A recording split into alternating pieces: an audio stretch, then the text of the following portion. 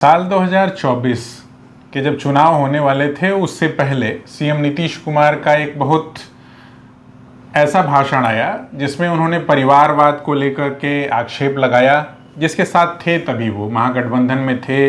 Lalu Prasad and family पर उन्होंने आक्षेप लगाया। उसके बाद वो इंडिया अलायंस छोड़ करके एनडीए की ओर चले आए और तब से अब तक करीब करीब 2 साल बीते और अब निशांत उनके बेटे को लेकर के जो तरह तरह की बातें चल रही थी कि उनकी एंट्री होगी नहीं होगी, अब सारी चीज़ें स्पष्ट हो चुकी हैं कि मगध छोड़ करके वो दिल्ली की ओर बढ़ रहे हैं और परिवारवाद जिसको लेकर के तरह तरह की बातें उन्होंने कही, उस पर एक तरीके का पटाक्षेप या फिर कहें कि एक और टैग उन पर चस्पा हो गया है कि जिस तरीके से उनको लेकर के हमेशा ये कहा जाता रहा कि वो तो अपनी बातों से या अपनी जगह से पलट जाते हैं। तो इन तमाम चीज़ों के बीच में कयास और अटकल तो बहुत समय पहले से लगाया जा रहा था कि सीएम नीतीश कुमार के स्वास्थ्य को लेकर के तरह तरह की बातें हो रही थी, लेकिन ये जो जितनी जल्दबाजी में हुआ उसको लेकर के बहुत तरीके के सवाल उठे, अभी भी हैं कि उसमें बहुत सारी कॉन्स्पिरेसी थ्योरीज चल रही हैं कि क्या किसके कहने पर उन्होंने जो ट्विटर या एक्स पर सब कुछ लिखा, क्या वो उनके ही शब्द हैं। तो इन्हीं तमाम चीज़ों पर और इस दौरान जिस तरीके से तेज़ी से घटनाक्रम बदल रहा है, हु नेक्स्ट 20 से अधिक सालों से जो एक तरीके से बिहार का मतलब नीतीश कुमार हुआ करता था, वो अब केंद्र की राजनीति की ओर बढ़ रहे हैं और अभी भी इसके बीच में एक तरीके का थोड़ा सा टाइमिंग ऐसा है जिसको लेकर के भी अभी तरह तरह के लोगों के मन में संशय सवाल हैं। तो हम सर से सीधे ही समझने की कोशिश करते हैं कि जितनी जल्दबाजी आपको दिखी इस पूरे घटनाक्रम में राजनीतिक, उसका अंदाज़ा था?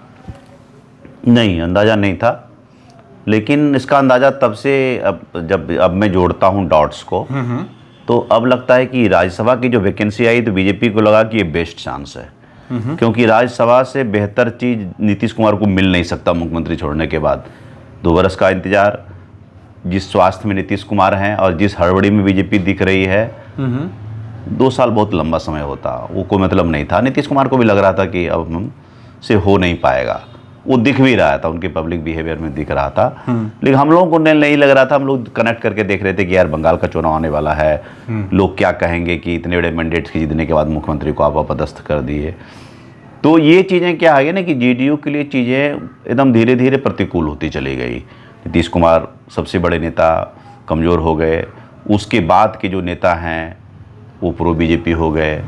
तो उस पार्ट ऑफ द प्लान में ऐसे होते चले गए कि भाई एक ज़माने में कभी आप सोचिए कि शरद यादव इनके नेता हुआ करते थे, जॉर्ज फर्नांडिस हुआ करते थे, और उसके बाद आप देखिए उस नेता का धीरे धीरे आप देखते जाइए, फिर ललन सिंह हुए, फिर आरसीपी सिंह उसके नेशनल प्रेसिडेंट बनते हैं, आरसीपी सिंह फेल आउट, वो निकल जाते हैं, थोड़े दिन के प्रशांत आते हैं वो निकल जाते हैं। तो उन्होंने अपना सेकंड रन तैयार ही नहीं किया, और जो लोग आए, संजय झा का कोई मास बेस नहीं है, मास बेस से नहीं है, ठीक है, जेएनयू से पढ़े लिखे हैं, वो इंटेलिजेंट हैं, उस हिसाब से सही है।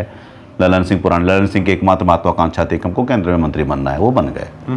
केंद्रीय मंत्री बनने के बाद अब वो दोनों कहीं ना कहीं, एक तो घोषित रूप से बीजेपी से आए हुए हैं, तो उनको वो कहेंगे, गंगा में भी कूद के कहेंगे कि भाई हम नहीं, बीजेपी का है, तो उन लोग नहीं मानेगा, तो उनको प्रो बीजेपी होने का उनको आरोप लगता ही है। और ललन सिंह पर लोग सरप्राइज करते हैं कि ये पीछे से रह करके भी ये भी प्रो बीजेपी दे, जो कि एकदम कोस के बोलते थे इसके बारे में, बीजेपी के बारे में। अब मुझसे मतलब एक तरह से कटाक्ष भी हो गया था इसी प्रकरण को लेकर के, भाई जो प्रश्न मैंने आइडिया एक्सचेंज प्रोग्राम में एक तीखा प्रश्न पूछ दिया था। तो जो नेता निर्णय लेने की स्थिति में है वो प्रो बीजेपी है, तो कौन निर्णय लेगा? और आप जो सीनियर नेता हैं उनके अलावा विजेंद्र चौधरी, उनको विजेंद्र प्रसाद यादव, उनको आप पूछने रहे हैं। विजय कुमार चौधरी उन दोनों के साथ में है, वो इमेज उनको नहीं है बीजेपी वाले के पार्ट ऑफ द प्लान में, वो नीतीश कुमार लॉयलिस्ट है। हाँ, तो कोई ऐसे नेता नहीं थे जो कि ये निर्णय ले कि जो नीतीश कुमार को कन्विंस अदरवाइज कर सके कि नहीं सर, इतना 85 का मैंडेट आया है, 85 सीट्स है, क्यों छोड़ेंगे, पार्टी बिखर सकती है आपके एब्सेंस में। तो ये बताने वाला कोई नहीं। तो बीजेपी को लगा it is right time to strike, और चारों तरफ से घेराबंदी करके माहौल ही बन गया, और एक एक अस्वस्थ व्यक्ति को, और एक तरह से जो जिन्होंने कि इतने लंबे समय तक बिहार पर राज किया और जब उसकी स्थिति में नहीं थे, तो आपने आपकी जितने भी षड्यंत्र थे, जो भी थी मंत्रणाएं थी, वो आप एक वो ऐसा व्यक्ति जो जाते जाते भी आपको 202 का मैंडेट दे के चला गया। आप इसमें मत रहिए कि 89 सिर्फ आपका है, उसमें नीतीश कुमार का भी बहुत कुछ कन्वर्जन है, क्योंकि अकेले लड़के आप देख लिए थे 2015 में कि आपको कितना आया था। तो उसके बाद अच्छा तो ये होता कि नीतीश कुमार जीतते और कहते कि भाई thank you so much, mandate आपने दिया है, लेकिन वो उस तरह की पटकथा राजनीति में नहीं होती है, फिल्मों में होती होगी वो कि हाई पर हम हैं तो चले जाए। नीतीश कुमार उसी समय जैसे क्रिकेट में कहा जाता है ना कि भाई कि रिटायरमेंट तब करो कि जब लोग पूछे व्हाई, नॉट व्हाई नॉट, तो नीतीश कुमार का व्हाई नॉट वाला जोन में था, व्हाई नॉट। तो वो व्हाई नॉट 6 महीने के बाद आ सकता था, वो अभी आ गया तो बारगेन में राज्यसभा लेके चले गए, जाते जाते भी 6 वर्ष की व्यवस्था हो गया ना। तो सब कुछ अभी बीजेपी के फेवर में है। मगर हमेशा एक तरह की बात देखने सुनने में आती है कि जनता दल यूनाइटेड जिस भूमिका में है, और जनता दल यूनाइटेड हमेशा लगता है कि बहुत वल्नरेबल पोजीशन में है कि टूट होगी तो उसी में उसका मास बेस जो है, जिसको लेकर के कहा जाता है कि भाई पिछड़े के साथ साथ एक अति पिछड़े समुदाय का। तो आप इस बीच जो भारतीय जनता पार्टी की ओर से कोशिशें या जो नाम बहुत चल रहे हैं मार्केट में, उसमें आप क्या देख रहे हैं? किन नामों को इस मौके पर आगे बढ़ते, या फिर आप देखेंगे कि फिर से जिस तरीके से भारतीय जनता पार्टी कुछ ऐसी कोशिश या कुछ ऐसे नामों को प्रस्तुत कर देती है जिनका कोई अंदाजा नहीं होता? ये जैसे स्टूडेंट ऑफ पॉलिटिक्स के लिए यक्ष प्रश्न है, क्योंकि बीजेपी के पास सरप्राइज एलिमेंट होता है। वो प्रतीकों की राजनीति करती है सरप्राइज के नाम पर, एलिमेंट के नाम पर, कि भाई वो सरनेम देख करके, सरनेम और मेरुदंड 2 चीज़ देख करके कि किसके कमज़ोर मेरुदंड हैं, उसी हिसाब से वो निर्णय करती है। तो लेकिन एक लॉन्ग टर्म पॉलिटिक्स के लिए, खास करके बिहार की पॉलिटिक्स के लिए ये चीज़ अच्छी नहीं हो सकती है, क्योंकि यहाँ इतना देखिए एक सोशलिस्ट बेस भी है, कांग्रेस का भी अपना थोड़ा जनाधार है, आरजेडी का तो है ही, सारी पार्टियों के लिए कुछ न कुछ एक जगह बची हुई है। तो यहाँ ये चीज़ें जो आपने राजस्थान में किया, उड़ीसा में किया, मध्य प्रदेश में किया, ये चीज़ें यहाँ कारगर नहीं भी हो सकती है।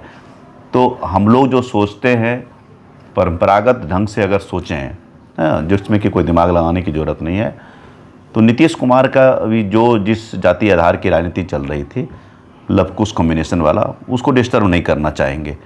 और ये बात नीतीश कुमार की चलेगी अभी। क्या गैर यादव मुस्लिम वाली जो भारतीय जनता पार्टी की कोशिशें रहती हैं वो भी इसमें आप नहीं, गैर यादव गैर मुस्लिम तो होगा ही होगा। तो उसमें मैं कह रहा हूँ कि लव-कुश कॉम्बिनेशन को डिस्टर्ब नहीं किया जाएगा। तो उस लॉजिक से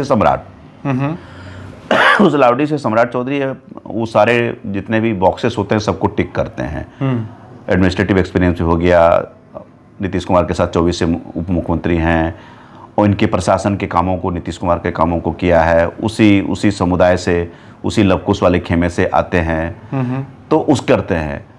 लेकिन अब बीजेपी सरप्राइज एलिमेंट के, बीजेपी कह सकती है कि एक हम नीतीश कुमार का कह सकती है कि एक महिला, वाई नॉट है महिला चीफ मिनिस्टर, ये कह सकती है। तो उसमें कोई एबीसी फेस ले ले, रेणु देवी ले ले, धर्मशिला गुप्ता ले ले, रमा निषाद ले ले, कोई भी एक नाम, ऐसे नाम दें जो हम आप नहीं सोच सकते हैं, जिनका कि कोई प्रशासनिक, जब गुजरात में फर्स्ट टाइम बन सकता है, कोई भी कुछ नहीं बन सकता है, तो वो कर सकते हैं या तो सम्राट चौधरी या 1 दर्जन नाम। मैं तो ऐसे सोचता हूँ, किसी को भी कोई बना देगा। अभी हो सकता है नित्यानंद राय की बात चल रही है तो अमित शाह करीब माने जाते हैं, या दिलीप जायसवाल को भी है, वो भी करीब माने जाते हैं। तो वो ये लॉजिक अभी नहीं चलेगा। अभी जो मुख्यमंत्री होगा वो मुझे लगता है नीतीश कुमार की इसमें चलेगी। नीतीश कुमार की इच्छा से मुख्यमंत्री वो होगा, वो नाराज़ नहीं किया जाएगा। पब्लिक सेंटिमेंट भी अभी नीतीश कुमार के पक्ष में है, और बीजेपी एक मैच्योर पॉलिटिकल पार्टी की तरह उस चीज़ को भी देख रही होगी। पर्सनल फेवर, लाइक्स, डिसलाइक्स के ऊपर जा कर के इस बात को वो सोच रही होगी। तो मैं ये कहूँगा कन्वेंशनल लॉजिक में सम्राट चौधरी और anybody else. TheFollowUp.in, like, share and subscribe. www.thefollowup.in